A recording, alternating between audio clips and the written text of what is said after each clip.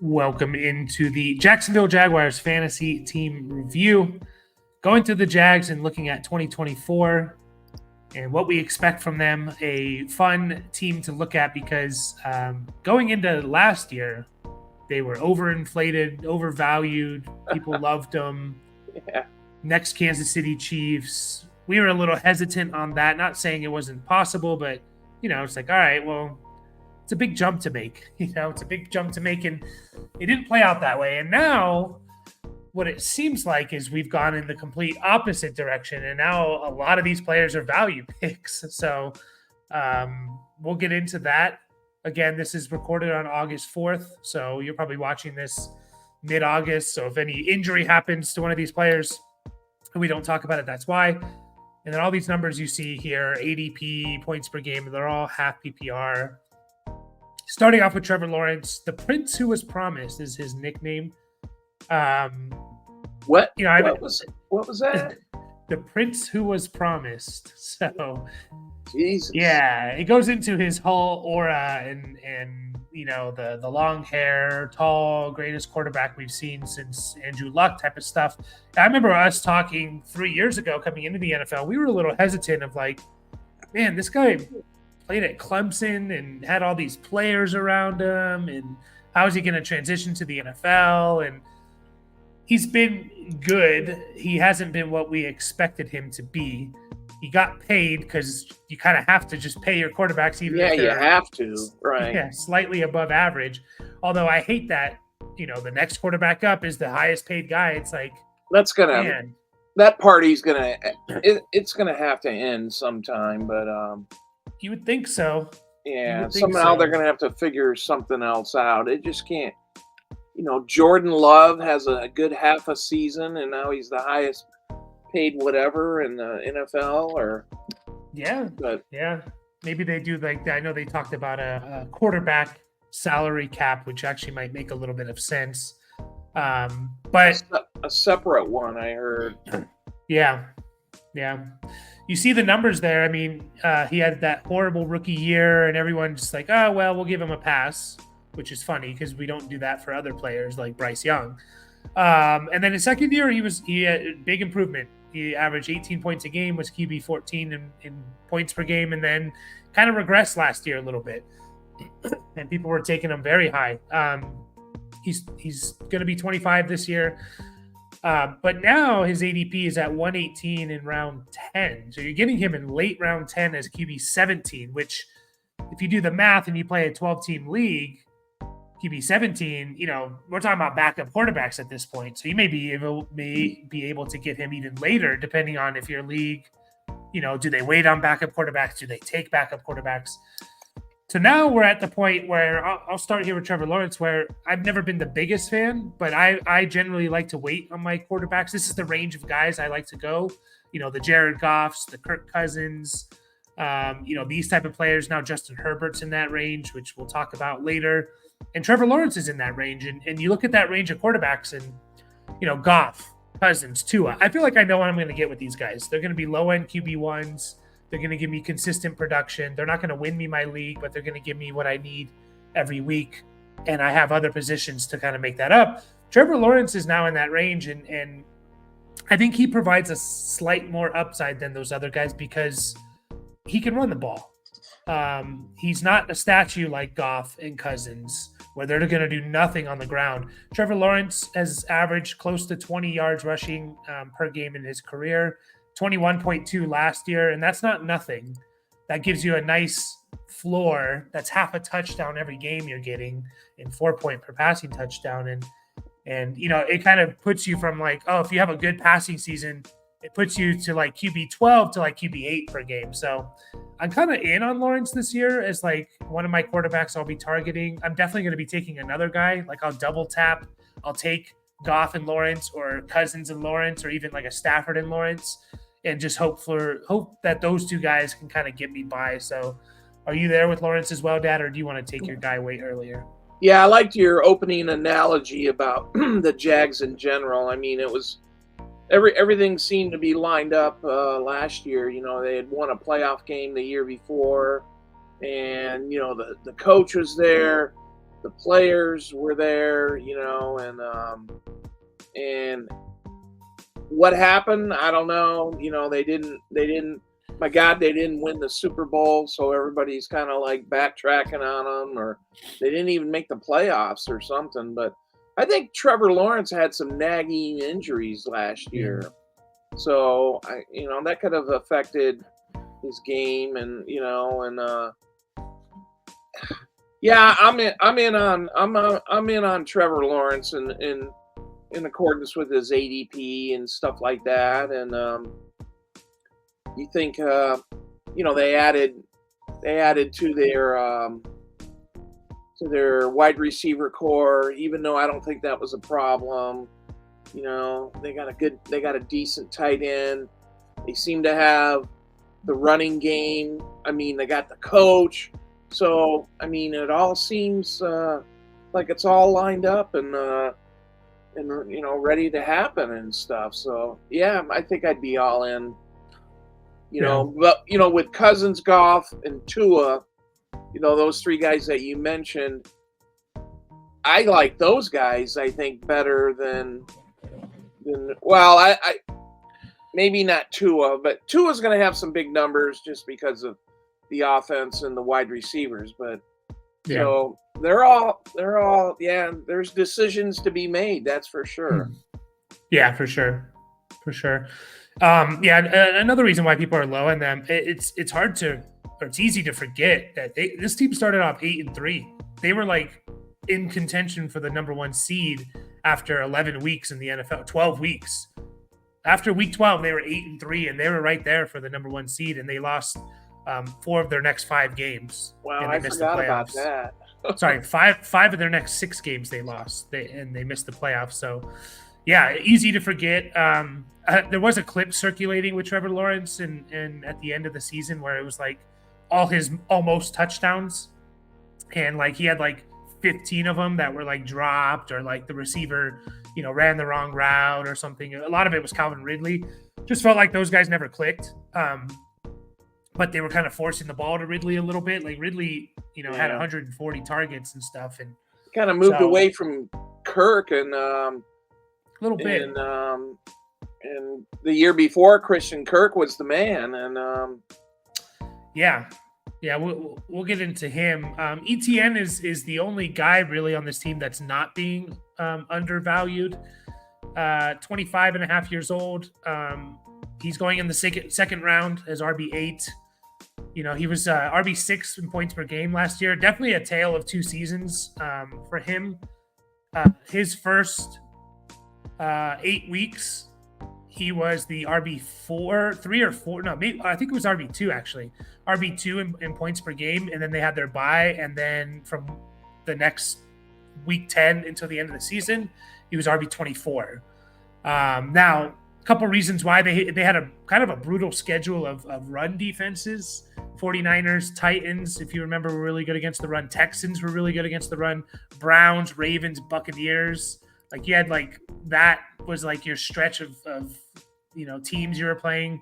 He started to play a little bit less during that stretch as well. He was over 80% of the snap share from weeks 1 through 8, and then at like 65% after that, which if he plays 65% of the snaps, he should still be good. But so it basically came down to the touchdowns, and he wasn't scoring touchdowns the second half of the year. He had, from what I can see here, he had 4 touchdowns from weeks 11 or week 10 to 18, right? And before that, he had 8 touchdowns in the first 8 weeks. So I was kind of a little bit low on ETN last year. I think I'm okay with him this year, just because he's one of those players that doesn't feel like those that second round. I've been talking about it, like in the second round, like he doesn't feel like one of those players that belong in the second round, but someone has to go. So I don't know. I fully expect him to just kind of be one of the few workhorse running backs. And he's going to catch 50 passes. He could score double-digit touchdowns. So where are you at ETN? Yeah.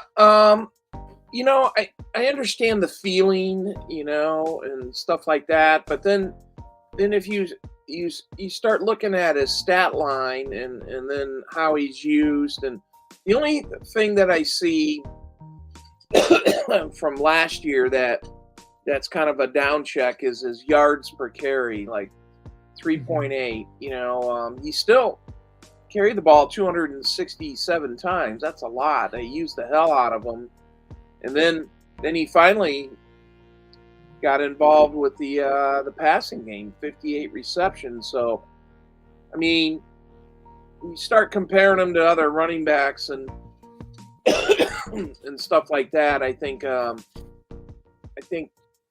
second round is kind of appropriate. Yeah, you're exactly right. I mean, we know the top guys: McCaffrey, Brees Hall, Bijan, JT, Saquon. Gibbs. People are taking high. And then, you get to Kyron, ETN, Derrick Henry. Those are kind of the next three. And, those are kind of the last ones where you're like, all right, like these are kind of the workhorse guys. There's some concerns with all of them, but they're the workhorse guys. After that, you get Achane, Pacheco, who people can argue, but, we'll get to that in the next episode. Josh Jacobs, Rachaad White, guys like that. So, yeah, I'm kind of there with ETN this year. That yards per attempt is interesting because his rookie year, he averaged or his second year technically, but his first year in 2022 was 5.1 yards per attempt. So I think that's a big drop off from 5.1 to 3.8. I think it's somewhere in the middle. I think it's somewhere in the middle, 4.5, 4.6. I just think hopefully they've upgraded that offensive line a little bit, and if we get that 4.5 yards per carry, still 250 carries, 50 catches, and then I think this offense will be better. Then I think you're looking at a guy that's going to return value in the second round. So the wide receiver core, Ridley's gone, which was again 130 targets, I believe, last year, 136. So Christian Kirk is kind of lined up to be the number one guy. He's 27.7 years old. He's going around 7 as wide receiver 31. You see the numbers there. He was top 20 wide receiver in 2022. Last year, he was 35th. But if you take out, he had that week 1 where he just wasn't used at all, and people were freaking out like, holy crap. He was like, I think he put up like 1 point and was just never on the field. And then they're like, what are we doing? We need to get Christian Kirk on the field. And then they started to use him. And then he had that week 12 where he basically caught a pass and got hurt. So if you take those 2 games out, he was actually a top 20 wide receiver in points per game. So I think what you're getting here is a little bit of an overreaction. People are taking him as a wide receiver 3. I think he's going to be a wide receiver 2. Do I think he's going to be a top 12 guy? No, but I think he's probably going to lead this team in targets. I'm not really worried about the other wide receivers taking targets away from him. And I think you're just going to get a nice value of like a top 20 wide receiver in the 7th round. And this is where I think people are overreacting to the Jags a little bit, him and Trevor Lawrence in particular. So what do you think of Christian Kirk this year? Yeah, it's kind of funny, major drop off between 2022 and 2023. I know you identified some injuries, and Calvin, it was probably related mostly to Calvin Ridley and stuff like that. And it's like, and if he, so for instance, in 2022, he had 133 targets.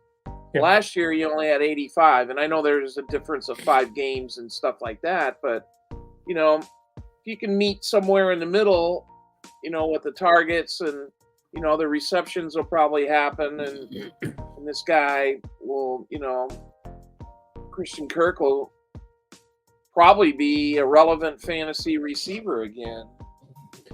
Yeah. In those 10-game stretch that I mentioned from weeks 2 to 12 before he got hurt and then taking out week 1, he was averaging 8.1 targets a game, 5.5 receptions per game. So 8.1 targets would be close to 140 in a season.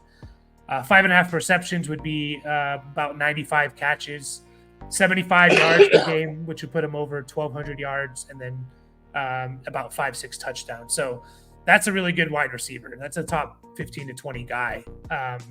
And again, I think he's going to do that. I think he's going to be the number one guy here. So I think it's just incredible value. He's a guy I'm going to be targeting. I get him in round 7. Ideally, I haven't taken a quarterback or tight end yet. So I'm looking at maybe my wide receiver 4 or 5 is Christian Kirk.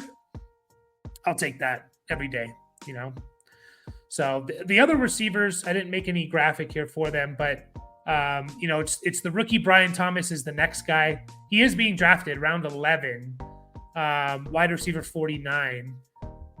I don't know what to think of Brian Thomas. Like, are you going to take a chance on a rookie in round 11, on a potentially good offense, first round pick?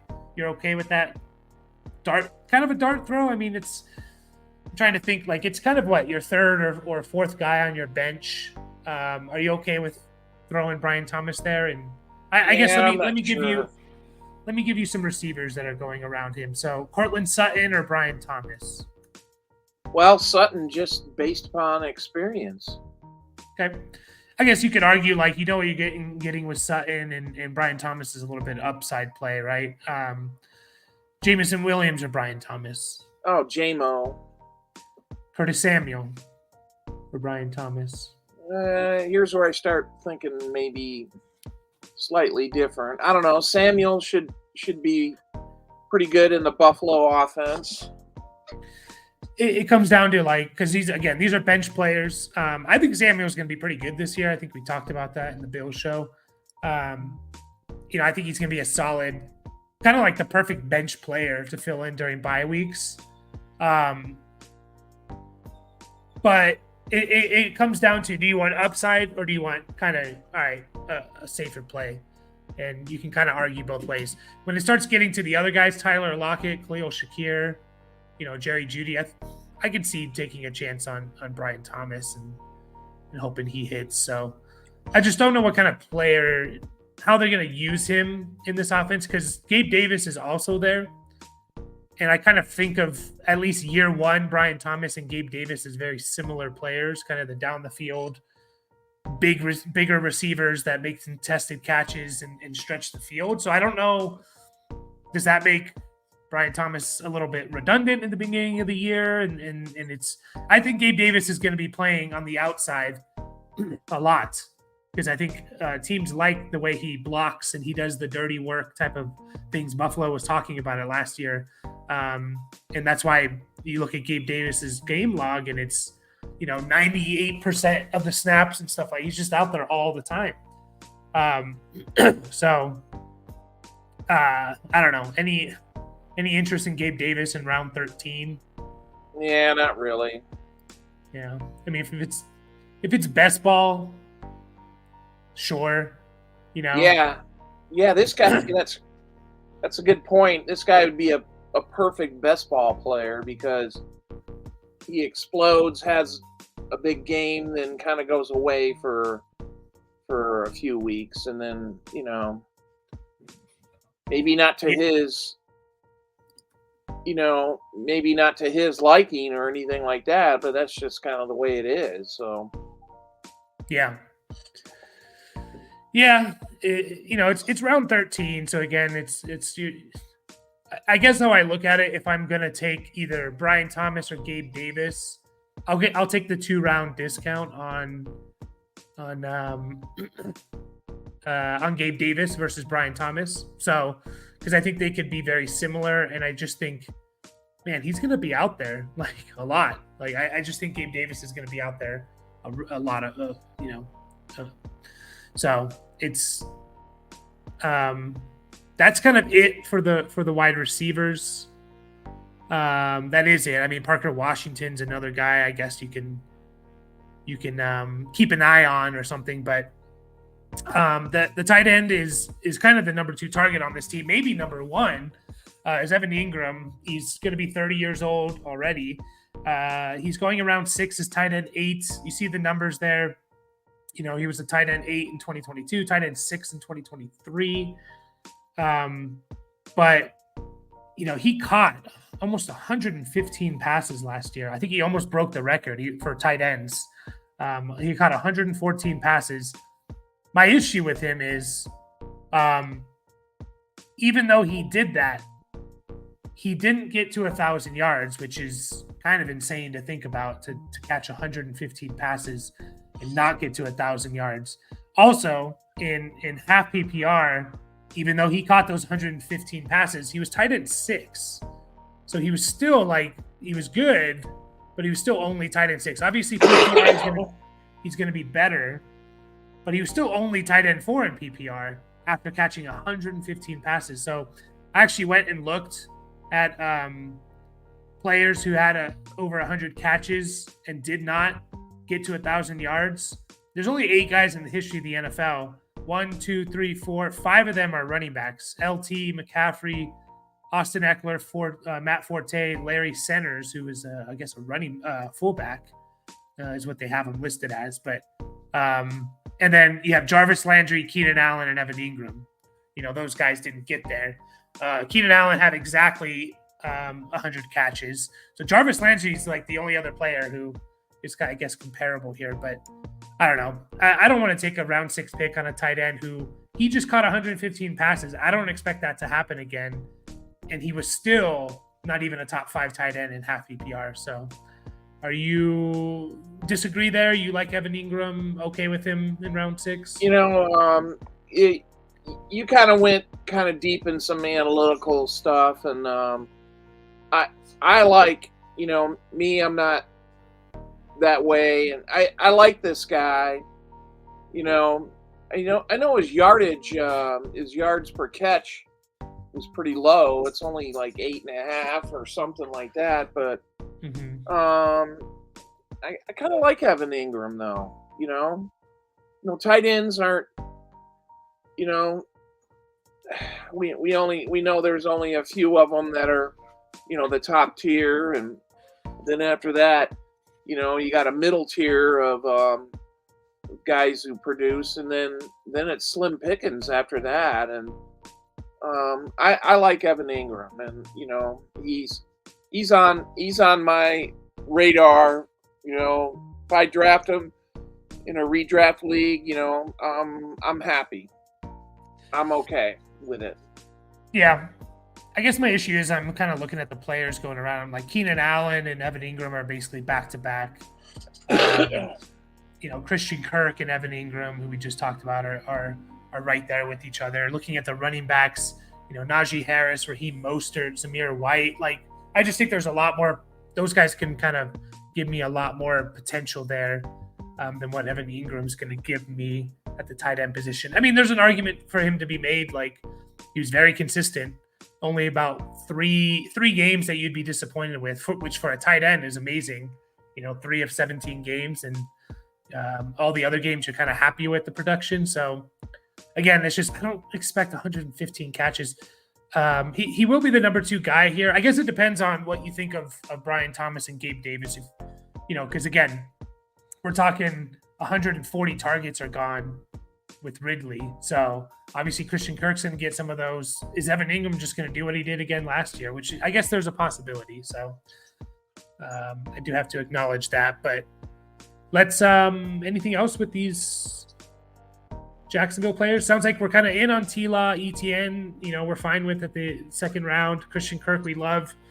And then you like Ingram, and I'm kind of out on him, but that's more of my philosophy with tight ends than anything. So real quick, just with Ingram, just so you know, you're kind of right in the sense of Evan Ingram is getting towards the end of all right, after Evan Ingram, you have Jake Ferguson and David Njoku. And then after that, you could start getting a little scary. So he is kind of in that last tier of guys where it's okay, if you don't take someone, you're going to be piecing it together all year long. So yeah. But yeah, anything else on the Jags for you? You'd be stuck with Mike Gesicki or something like that, But yeah. I don't have anything else. But I think decent team with their expectations should be pretty high. There's some fantasy producers here, at all the fantasy positions, I think, so let the games begin. Yeah, definitely. So we will be back with the Kansas City Chiefs. We're actually starting our trip. We just finished our trip around the AFC South. I know Tennessee's coming up later. Now we are on our trip in the AFC West. We got Chiefs, Raiders, Chargers in the next 3. So we will catch you guys in that video.